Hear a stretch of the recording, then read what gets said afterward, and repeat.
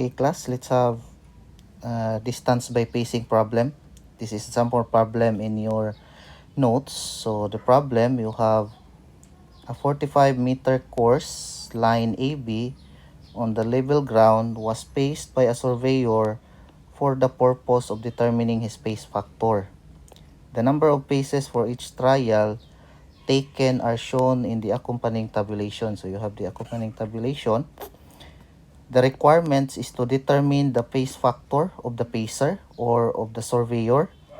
And letter B, you have to determine the length of the line for line CD, which the surveyor took paces of 771, 770, 768, 770, 772, and 769. And then letter C is to solve for the relative precision of the line CD, which the tape length is equivalent to 667.0 meters. You have to determine the relative precision. So from the data given, you have the trial for line AB, that is 6 trials, and then the tape distance or the length of the line AB is 45 meters, and then given also is the number of paces for each trial. So the mean is already solved, that is the number of total number of trials, that is in paces, divided by 6, so that is 52. But let's have the solution. So first is to determine the pace factor. So you have your length, or that is the tape distance of line AB. So the first line, so trial is 6, that is N1, so 6 trials, the number of trials taken on the line AB. And then you have the summation of all the number of paces, that is sub 1, that is the sum of all the number of paces for line AB. So that is 50 plus 53 plus 51 plus 53 plus 52 and 53. All in all, that is 312 paces. So you solve for the mean, that is the sum divided by the number of trials. So you have 312 divided by 6. So you have now your mean number of paces to walk in line AB, or the average number of paces for line AB, that is 52 paces. No? So to solve for the pace factor, you have the length of the line, or the tape distance of line AB, divided by the mean number of paces for line AB. So that is 45 divided by 52. So the pace factor of the surveyor is 0.865 meter per pace. So that's the pace factor of the surveyor. Okay. Letter B is to determine the known distance for line CD. Okay. Or course CD. So first, you have to identify the number of trials. So you count the number of paces the surveyor took. So 1, 2, 3, 4, 5, 6. So therefore, you have the number of trials, that is 6. And then the sum, that is the summation of all the number of paces per trial.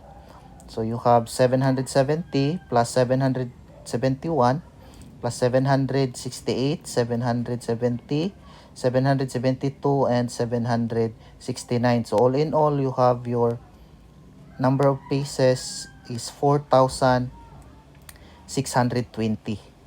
And then you have the mean.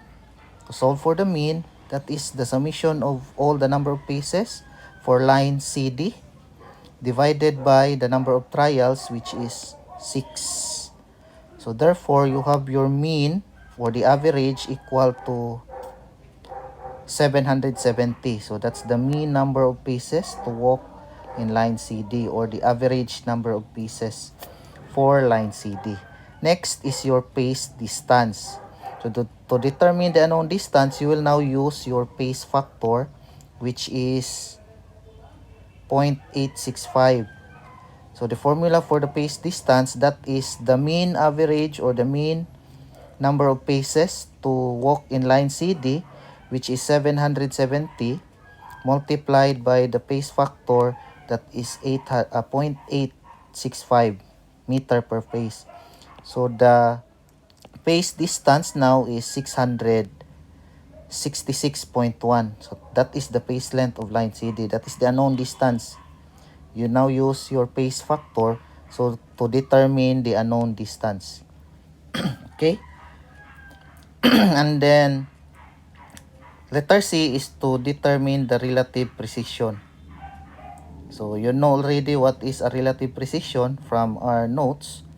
So by the way, the formula you have, that is the bigger number or the bigger value minus the smaller value divided by the bigger value. Okay? So you have there the tape distance minus the pace distance divided by the tape distance. By the way, the relative precision class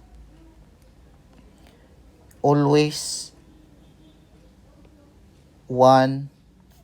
The numerator is always 1. So you just compute the denominator, or you just operate the computation for the numerator. So that is 1 over 667.0 divided by 0.9. Okay, so therefore that is equal to 1 over 741. So this is the one nga i-operate. Okay, so this is usually rounded off to hundreds. So therefore, let's just say that is 1 over 700. Okay, so for the 41 here, round it off to 700. Okay, so that's the relative precision of the measurement. Okay, thank you.